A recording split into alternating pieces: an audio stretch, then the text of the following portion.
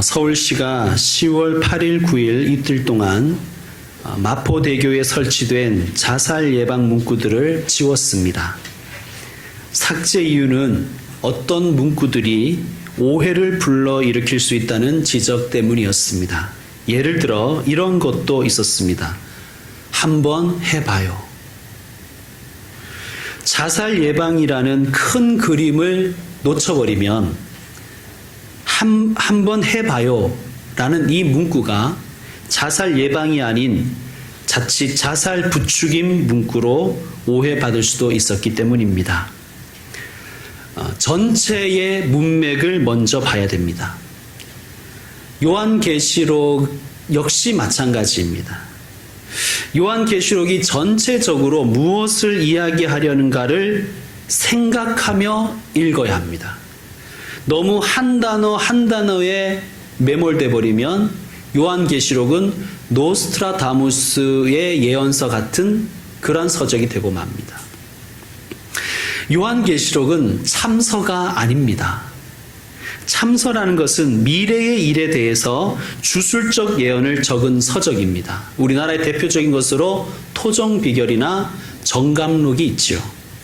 그런데 이러한 참서들은 자칫 사회적 혼란을 틈타서 혹세무민의 용도로 악용되기도 했습니다. 요한계시록을 전체의 그림으로 보지 않고 숲으로 먼저 보지 않으면 이 요한계시록 역시 참서로 오해될 수가 있습니다. 또 그렇게 설교하거나 그렇게 주장하는 이들이 꽤 있습니다. 예를 들어서 오늘 본문에 나오는 나팔 심판을 어떤 이들은 핵전쟁이라고 주장합니다. 자, 한번 보시죠. 오늘 본문 7절을 보면 피 섞인 우박과 불이 등장하죠. 이게 이제 핵무기라는 것입니다. 8절을 보시면 불 붙는 큰 산과 같은 것. 여러분 한번 이렇게 상상해 보세요. 불 붙는 큰 산과 같은 것. 이게 이제 그들이 주장하기에 핵폭발 시에 일어나는 검은 그 버섯 구름이라고 설명을 합니다. 주장을 합니다. 10절에 횃불같이 타는 큰 별, 이것은 대륙간 탄도미사일이라고 그렇게 이야기하는 것이죠. 그럴듯해 보이죠. 또 심지어 섬뜩합니다. 그러니까 우리가 요한계시록이 무서운 이유예요. 이게 이제 그런 미래의 어떤 일들을 예언한 참서가 아닌가 하는 것이죠. 자, 제가 요한계시록을 어떻게 읽어야 되는지 요한계시록 초반에 제가 말씀드렸습니다. 이렇습니다. 요한계시록을 처음 받아본 사람들, 그러니까 1차 독자들, 그들은 누구였습니까? 로마 제국의 압제하에 있던 그런 아시아 7교회 교인들이었어요. 지금으로부터 2000년 전의 사람들. 그리고 이 기독교 2000년, 인류 역사 2000년 역사 동안 오고 간 수많은 사람들, 수많은 그리스도인들, 그리고 오늘을 살고 있는 우리도 이 말씀을 이해할 수가 있어야 되고, 말씀이 힘이 되어야 되고, 교훈이 되어야 됩니다. 즉, 납득이 먼저 돼야 된다는 말씀입니다. 왜 그렇습니까?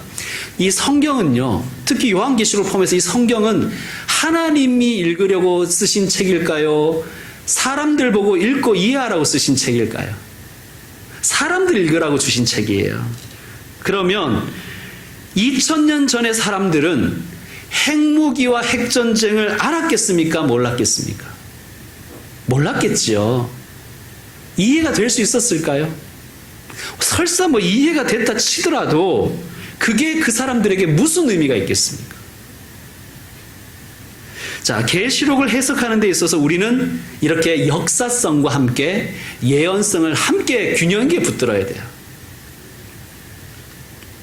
자, 요한계시록을 가지고 종말에 일어날 어떤 정치적 사건과 연결시키려는 그런 주장들이 꽤 많습니다. 여러분 인터넷을 찾아봐도 많아요. 그런 주장이 꽤 그럴듯해 보입니다. 또 그렇게 주장하는 분들을 보면 약간 영험해 보이기도 해요. 마치 계시를 받은 것 같고 예언자 같기도 합니다. 그러나 여러분 주의하십시오.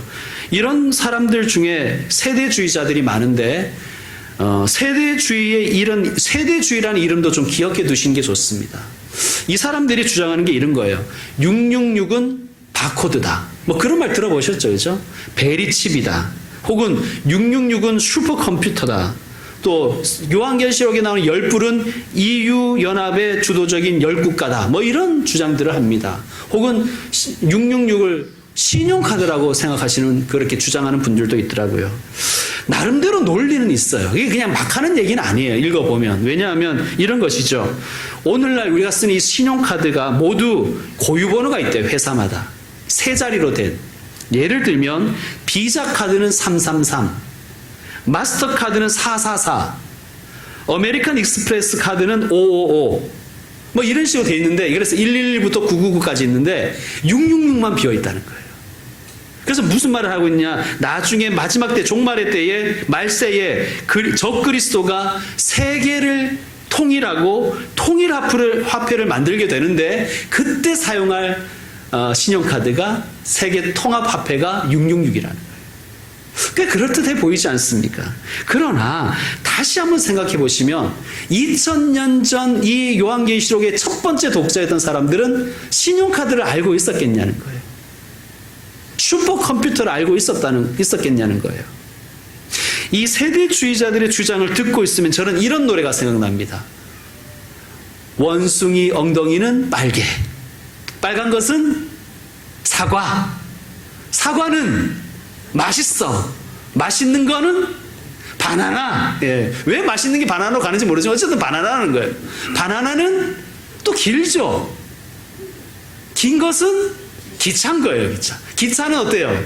빠르고, 빠르면 비행기. 비행기는 높고, 높은 것은 백두산이 되는 거예요. 그래서 이게 이런 식으로 단어풀이로 나가게 되면 원숭이 엉덩이가 빨갛다는 이유만으로 백두산이 되어버리는 거예요. 여러분, 7 나팔의 심판을 핵무기와 핵전쟁이라는 그러한 것이 예언이라고 하면, 그게 진짜라면 우리는 역사의식, 책임의식 같은 거 얘기할 필요가 없어요. 기독교인들은. 그렇잖아요, 여러분. 그렇죠? 오늘 우리 오현 집사님이 이 역사를 아우르는 기도를 했지 않습니까? 홍콩을 이야기하고.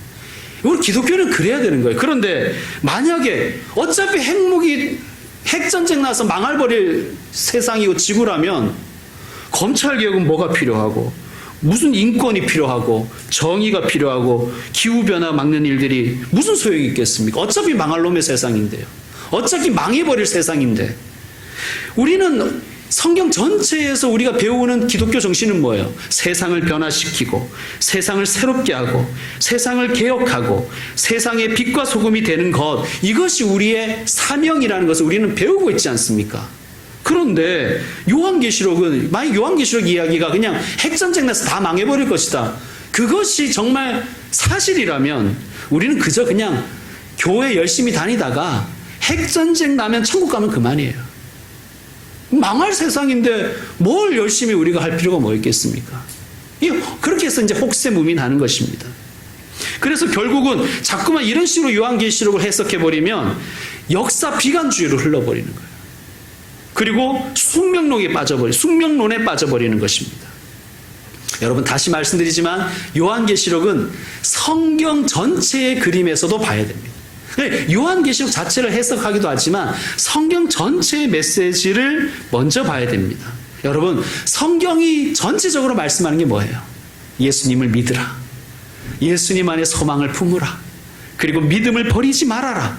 믿음을 품고 하나님 나라를 일구며 살아가라. 이것이 성경 전체의 이야기고, 그리고 요한계시록의 이야기인 거예요. 자, 오늘 말씀을 우리가 쭉 읽었는데요. 이 말씀 읽을 때 먼저 큰 그림을 봐야 된다 그랬죠. 두드러지는 단어, 또 반복되는 단어가 무엇입니까? 성경은요, 특히 히브리 사람들은, 헬라 사람들도 마찬가지였지만 어떤 것을 강조하고 싶을 때는 반복을 사용했어요. 예수님이 내가 진실로 진실로 너희에게 이르노니. 그러니까 반복을 사용했습니다. 그러니까 반복되는 게 중요해요. 자, 반복되는 단어가 뭐가 있습니까? 나팔이라는 단어가 일단 반복이 되죠. 그러니까 나팔이 뭔가를 좀 생각해 봐야 되는 거예요. 그렇죠? 그 다음에 또 어떤 단어가 반복됩니까? 3분의 1이라는 단어가 계속 반복이 됩니다. 자, 먼저 나팔. 나팔이 어떤 쓰임으로 쓰였나 구약 성경에 많이 나옵니다.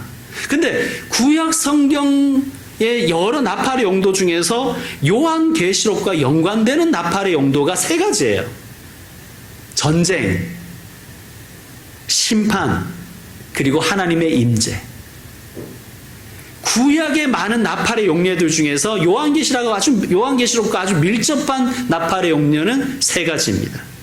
자, 이것이 많이 참 두드러지게 나타난 말씀이 있는데 여수와서 6장에 나오는 우리가 유명한 말씀이죠. 여리고 성에 무너지는 이야기예요. 여리고 성은 난공불락의 요새였는데 이 성이 무너졌습니다. 어떻게 무너졌지요? 7일 동안 백성들이 여리고 성을 돌았습니다. 제사장들이 앞에 서고 나팔을 불면서 백성들이 뒤따라옵니다. 6일 동안은 매일 한 바퀴만 돌았어요. 백성들은 침묵하고 제사장들은 나팔만 불었습니다. 마지막 7일째는 7바퀴를 불고 제사장들이 나팔을 길게 불면 백성들이 함성을 질렀어요. 그러자 여리고성이 무너진 거예요. 자, 여리고성이 무너질 때 이 나팔이 어떤 쓰임새로 쓰였는지를 우리는 잘 알 수 있는 거예요. 나팔은 전쟁과 심판과 하나님의 계시입니다. 하나님의 능력입니다. 자, 요한계시록의 1차 독자들은 여리고성 이야기를 잘 알고 있었을까요? 몰랐을까요? 여러분, 2000년 전에 교인들을 무시하지 마십시오. 그분들은요, 성경을 너무나 사랑했어요. 박해 가운데 있었기 때문에 그 교회에는 가짜 신앙인들이 없었어요. 신앙이 어느 정도 검증되지 않으면 예배실에조차 들어올 수가 없었습니다. 당시에는. 여러분, 신앙을 검증하는 방법은 뭐예요? 성경을 얼마나 알고 있는가를 검증해 보면 되는 거예요. 초대교회 사람들은요, 자격시험을 통과해야 예배실에 들어올 수 있을 정도의 사람들이었습니다. 성경을 너무나 사랑하고 너무 잘 알고 있는 사람들이었어요. 나팔 이야기를 딱 들을 때 그들의 이 뇌리 속에는 여리고성 이야기가 딱 떠올랐을 것입니다. 아, 이것은 하나님께서 이제 선악의 전쟁을, 선과 악의 전쟁을 선포하시는 것이구나. 아, 이것은 하나님 나라, 주님의 교회, 주님의 백성이 승리할 것을 말씀하시는구나. 아, 이것은 여리고성이 무너지는 것처럼 사탄의 견고한 진이, 로마 제국이 무너지겠구나. 그들은 정확하게 하나님의 메시지를 알아들은 거예요. 자, 나팔 심판의 내용들도 우리 큰 그림을 통해서 생각해 봐야 됩니다. 자, 첫 번째 나팔이 불렸을 때 어떤 일이 생겼죠? 7절을 보시면 피 섞인 우박과 불이 나와서 땅에 쏟아졌습니다. 두 번째 나팔에서는요, 8절을 보면 불 붙는 큰 상과 같은 것이 바다에 던져졌습니다. 세 번째 나팔을 불었을 때는요, 10절 횃불같이 타는 큰 별이 하늘에서 떨어져 강들의 3분의 1과 여러 물섬에 떨어졌습니다. 그 별의 이름은 쓴쑥이었습니다. 네 번째 나팔을 불자 어떤 일이 일어났습니까? 12절 해와 달과 별들이 어두워졌습니다. 자, 다시 질문 드리겠습니다. 성경을 사랑하고 성경을 잘 알고 성경을 자주 읽고 외우고 말씀에 순종하기를 기뻐했던 이때의 사람들은 이 말씀을 들으면서 성경 말씀 중에 뭐가 생각났을까요? 자, 우박, 피가 되어버린 물, 못 먹게 되어버린 물, 어두워진 하늘, 그리고 9장에도 살펴보겠지만 황충, 즉 메뚜기가 출현합니다. 이게 뭐가 연상이 됐을까요? 예, 그렇죠. 출애굽 때 있었던 애굽에 내린 10가지 재앙들이 다 떠오르는 거예요. 이들의 생무기를 떠올린 게 아니라 성경 말씀 중에서 애굽에 내린 10가지 재앙이 생각난 거예요.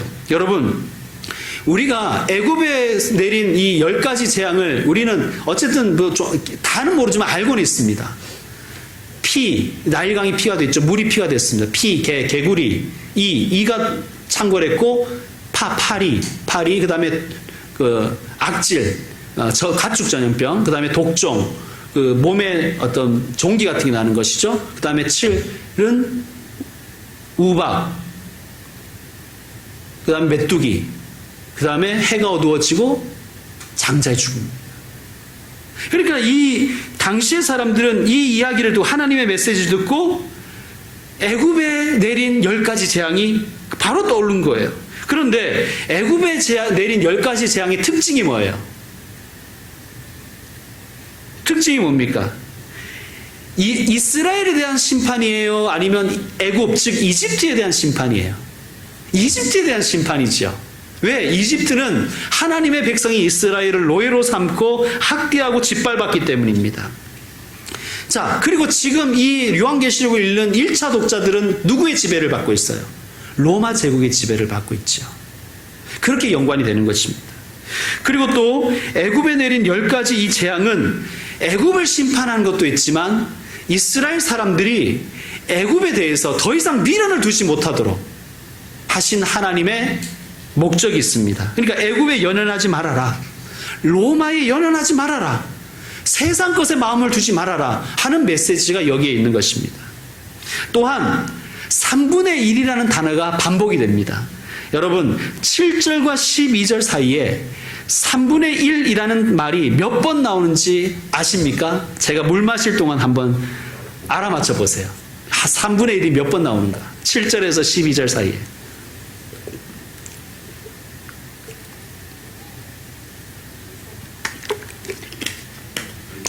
12번 맞습니다. 이 짧은 구절에 12번이 나오는 거예요. 중요하다는 것 아닙니까? 그죠? 자, 3분의 1이 어떤 의미가 있을까요? 3분의 1. 3분의 1 자체는 적은 양이 아니에요. 그렇죠? 그러나 전체, 즉 3분의 2에 비하면 작은 양이잖아요. 이 3분의 1이라는 것은 제한적이란 뜻이에요. 제한적이다. 그러니까 우리가 생각해보세요. 애굽에 내린 재앙들은 제한적이었죠. 누구에게만 내렸습니까? 애굽 사람들에게만 내린 거예요. 애굽 땅에만 내린 거예요. 이스라엘 사람들과 이스라엘 사람들이 사는 곳에는 내리지 않았습니다. 마지막 10번째 재앙은 아주 더 놀랍습니다.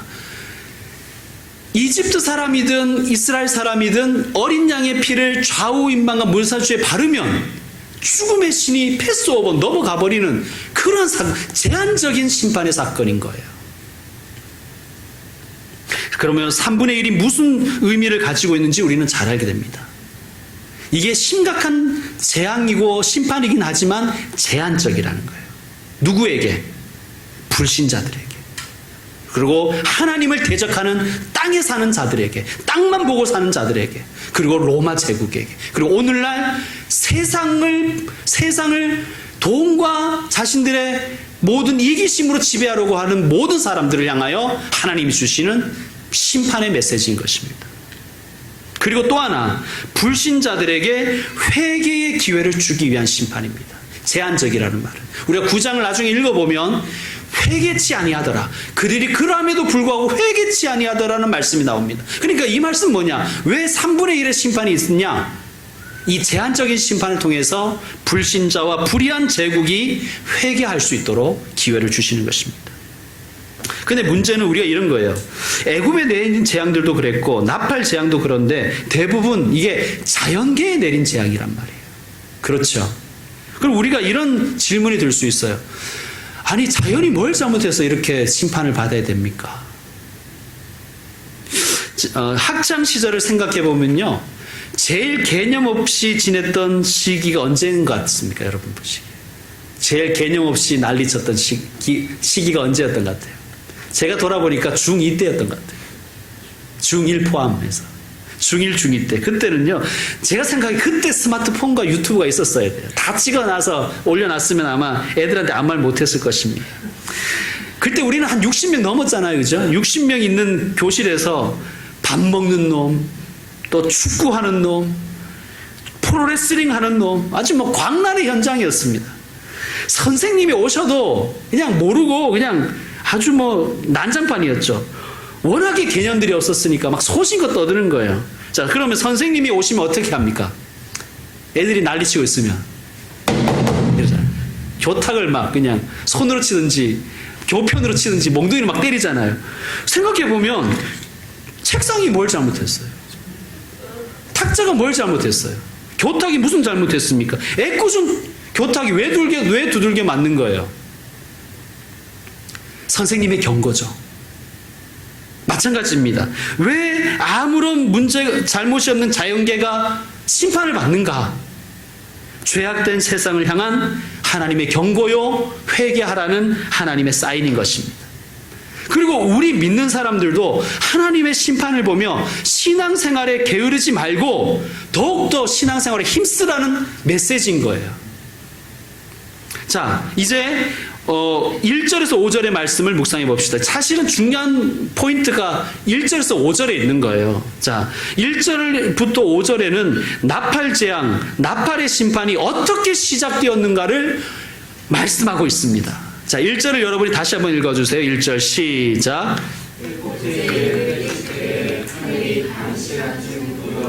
아멘. 하늘이 고요했대요. 하나님이 침묵하셨다는 얘기예요. 자, 왜 하나님이 침묵하셨을까요? 그 이유가 3절에서 5절에 등장합니다. 3절에서 5절을 우리가 읽었을 때 여러분 생각에 가장 중요한 단어가 무슨 단어인 것 같아요? 3절에서 5절에서 여러분 생각에 핵심 단어가 뭐라고 생각하십니까?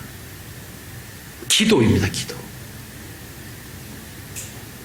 그러니까 하늘이 고요해진 이유, 하나님이 침묵하신 이유는 성도들의 기도를 들으시기 위한 것입니다. 이게 얼마나 놀라운 은혜입니까? 그 기도가 금향로에 있는 향과 함께 하나님께로 올라가는 거예요.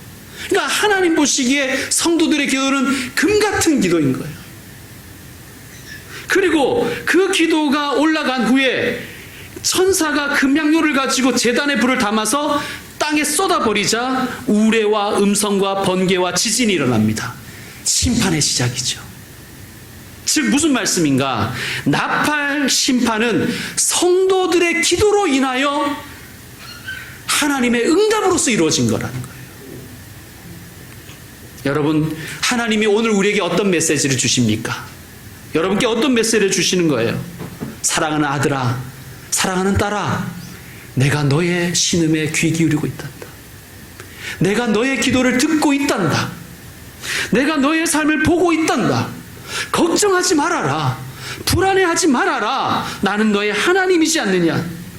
내가 너의 기도를 들었고 너의 기도를 사용해서 너의 인생을 도와줄 것이다. 또한 모든 교회의 기도를 내가 듣고 있으며 그 기도를 사용해서 나는 세상을 겨냥할 것이며 세상을 심판할 것을 믿으라.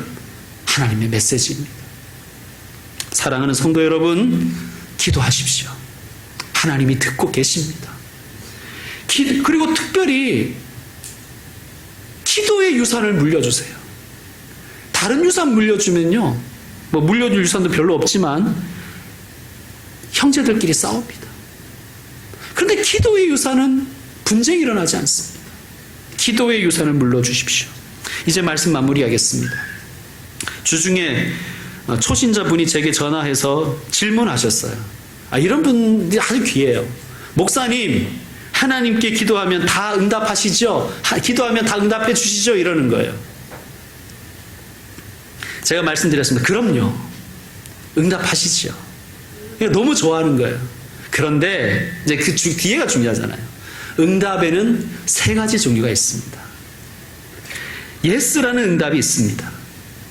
여러분, 사실 우리는 이 응답이 제일 기다려지는 응답이에요. 예스. 하나님 이게 필요해요. 오냐? 줄게. 그게 예스잖아요. 그런데요, 하나님의 응답 중에는 노라는 응답도 있어요. 노. 이 초신자분이 잘 이해하지 못하더라고요. 노가 어떻게 응답이냐고 그러더라고요. 그래서 제가 예를 들었죠.